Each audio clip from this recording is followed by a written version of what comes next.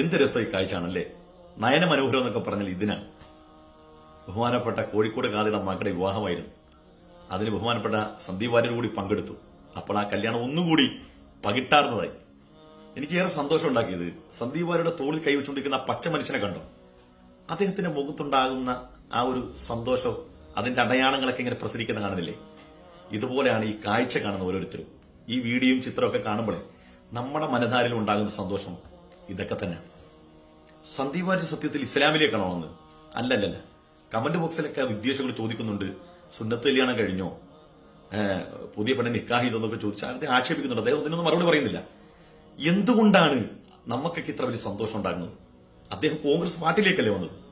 ഒരു മനുഷ്യൻ വിദ്വേഷത്തിൽ നിന്ന് എല്ലാവരെയും ഉൾക്കൊള്ളുന്ന സമഭാവനയിലേക്ക് വരുമ്പം മനുഷ്യരായ മനുഷ്യർക്കെല്ലാം വലിയ സന്തോഷമാണ്.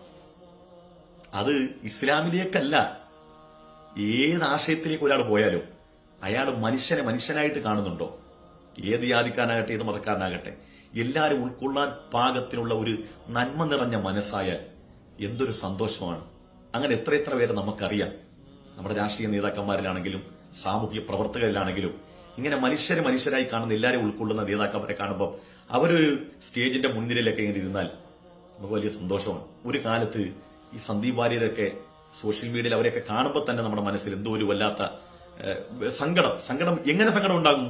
അവർ പറയാൻ പോകുന്നത് വിദ്വേഷത്തിന്റെ വാക്കാണല്ലോ ആലോചിക്കുമ്പോൾ കാലേക്കൂട്ടി തന്നെ മനസ്സിൽ എന്തൊക്കെയോ ഒരു വല്ലാത്ത അസ്വസ്ഥത തോന്നുകയാണ്. ഇന്ന് അവരെയൊക്കെ മുഖം കാണുമ്പോൾ എന്തൊരു സന്തോഷമാണ്. അവരെയൊക്കെ ഇത്രത്തോളം ചിരിച്ച് കാണുന്ന തന്നെ ആദ്യമായിട്ടാണ്. കാരണം കഴിഞ്ഞ ദിവസം സന്ദീപ് വാര്യർ ഒരു കുറിപ്പ് എഴുതിയതുപോലെ, ഞാൻ ജയിലിൽ നിന്ന് പുറത്തു വന്ന് വിദ്വേഷത്തിന്റെ ആ കാരാഗ്രഹത്തിൽ നിന്ന് സന്തോഷത്തിന്റെ ഈ ബന്ധുമിത്രാദികളെ കാണാനുള്ള ആ പുറംലോകത്തേക്ക് കടന്നു വരുമ്പോൾ തനിക്ക് ഇതുവരെ നഷ്ടപ്പെട്ടിരുന്ന പലതും വീണ്ടെടുക്കപ്പെടുമ്പോൾ ഒരു മനുഷ്യന്റെ മനസ്സിലുണ്ടാകുന്ന സന്തോഷം അത് നമുക്ക് പറഞ്ഞറിയിക്കാൻ കഴിയാത്തതാണ്. അതിൽ നിന്ന് നമ്മൾ ഓരോരുത്തരും അനുഭവിച്ചറിയുകയാണ്. അദ്ദേഹത്തിനോട് ഇപ്പൊ നമുക്ക് യാതൊരു പകയും വൈരാഗ്യമില്ല. നാളെ അദ്ദേഹം മടങ്ങിപ്പോയി അദ്ദേഹത്തിന്റെ പഴയ ആശയത്തിലേക്ക് പോയാൽ പോലും ഇന്നദ്ദേഹം ഈ സന്ദർഭമുണ്ടല്ലോ, ആ സന്ദർഭത്തിൽ അദ്ദേഹം മറ്റുള്ളവരോട് ഇണങ്ങിച്ചേരുമ്പോഴും സന്തോഷം പങ്കുവെക്കുമ്പോഴും വാരിപ്പുണരുമ്പോഴും കിട്ടിപ്പുണരുമ്പോഴും ഒക്കെ നമ്മുടെ മനസ്സിൽ വലിയ സന്തോഷമാണ്. അങ്ങനെ മനുഷ്യനെ ഉൾക്കൊള്ളുന്നവനെ മനുഷ്യരെല്ലാം സ്നേഹിക്കും. എല്ലാവരും അങ്ങനെ ആകണമെന്നാണ് എനിക്ക് പറയാനുള്ളത്. ഏത് പാർട്ടിക്കാരും ആയിക്കോട്ടെ, നിങ്ങൾ ഉൾക്കൊള്ളുന്ന ആശയം എല്ലാവരെയും ഉൾക്കൊള്ളാൻ കഴിയുന്നതാകണം.